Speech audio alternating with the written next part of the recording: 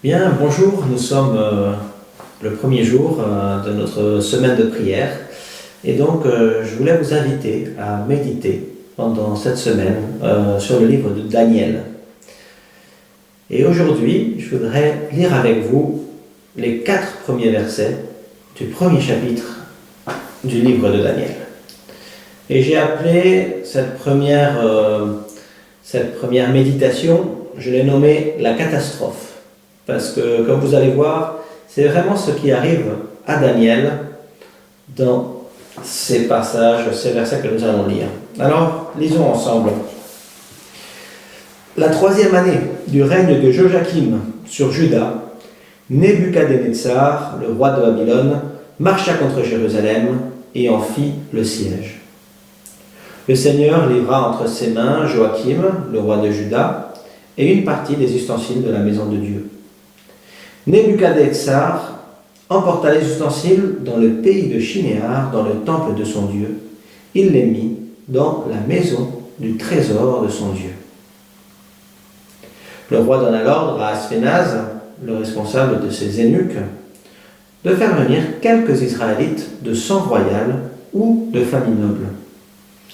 Ce devaient être des jeunes garçons sans défaut physique, beaux, doués de perspicacité et de sagesse, instruits et intelligents, capables de servir dans le palais du roi. On leur enseignerait la littérature et la langue de Babylone. Voilà les 4 premiers versets de notre série sur Daniel. Et comme je vous disais, on voit bien la catastrophe qui arrive. Alors, essayons de nous mettre dans le contexte. Daniel avait grandi dans la ville de Jérusalem.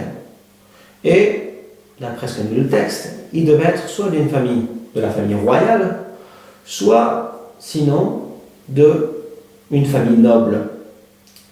Alors, on peut imaginer que la vie coulait paisiblement pour lui. Il avait une vie plutôt aisée. Et puis, du jour au lendemain, boum, tout s'effondre. L'armée babylonienne se plante devant les portes de la ville de Jérusalem, la prend d'assaut et elle va la réduire en cendres.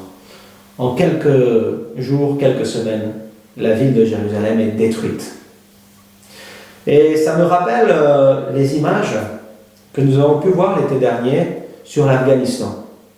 Comment, quand les Américains sont partis, du jour au lendemain, les talibans ont pris le pouvoir et toute la vie et l'avenir de l'Afghanistan a changé en ces quelques jours dramatiques.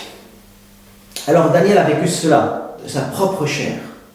Et qu'est-il arrivé à sa famille, à ses parents, à ses oncles et tantes, à ses cousins? En fait, nous n'en savons rien. Tout ce que nous savons, c'est qu'il ne les a plus jamais revus. Et comme si ce n'était pas suffisant, en plus, Daniel a fait partie des survivants qui ont été déportés à Babylone. Babylone, donc, la vie des assassins, la capitale de l'ennemi, de l'envahisseur. Plus jamais Daniel ne reverra sa maison, sa ville, son pays. C'est comme si un trait avait été tiré sur tout son passé. Et quand on regarde sur une carte, il y a environ 1000 km de distance entre Jérusalem et Babylone. 1000 km à faire, déjà en voiture, ça fait quand même un bon voyage. Sauf que, comme on peut bien sûr le savoir, Daniel n'a pas parcouru la distance en voiture, mais il l'a parcouru le plus probablement à pied. Un voyage de 1000 km à pied, ça ne se fait pas en un jour ou en deux, ça se fait en plusieurs semaines, voire des mois. À quoi pensait Daniel pendant ces longues journées de marche interminables? Quelle était sa tristesse, sa douleur, son épuisement, sa peur de ce qui l'attendait? Quelles pouvaient être ses prières, ses résolutions, les promesses qu'il aurait pu faire à Dieu pour lui demander qu'il le tire de cette situation? Ou alors, au contraire, Ce qu'il aurait pu faire, c'était maudire Dieu et dire je t'abandonne puisque tu m'as fait vivre cela.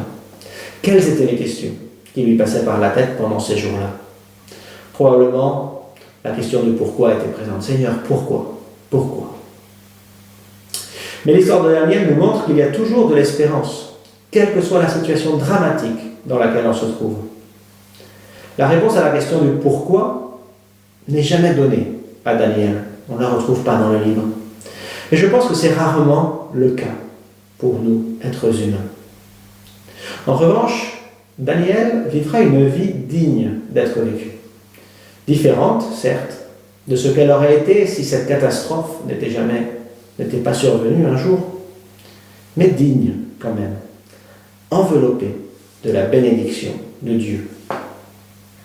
Alors, en ce premier jour de jeûne et de prière, je voulais vous proposer quelque chose. Et c'est que nous puissions vivre cette semaine qui arrive un peu comme un chemin de questionnement. Seigneur, qui suis-je? Où est-ce que tu me conduis dans la vie? Qu'attends-tu de moi?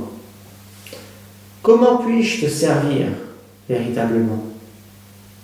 Comment puis-je aimer les personnes qui sont autour de moi?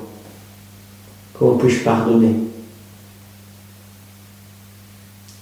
Et que nous osions en même temps sortir de notre zone de confort, justement, pendant cette semaine, pour dire, oui Seigneur, je veux te suivre, quoi qu'il en coûte, je veux te suivre, je veux que tu m'utilises pour ta gloire. Je t'invite à prendre un petit moment de recueillement avec moi ce matin, dans le silence.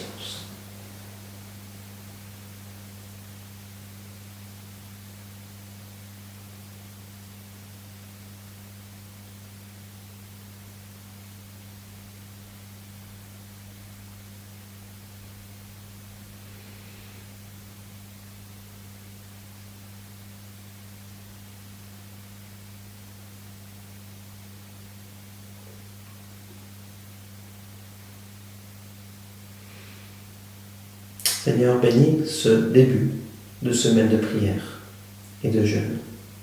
Seigneur, viens à notre rencontre, puisque nous avons tellement besoin de toi.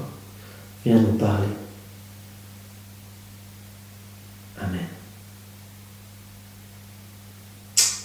Merci à tous et bonne journée.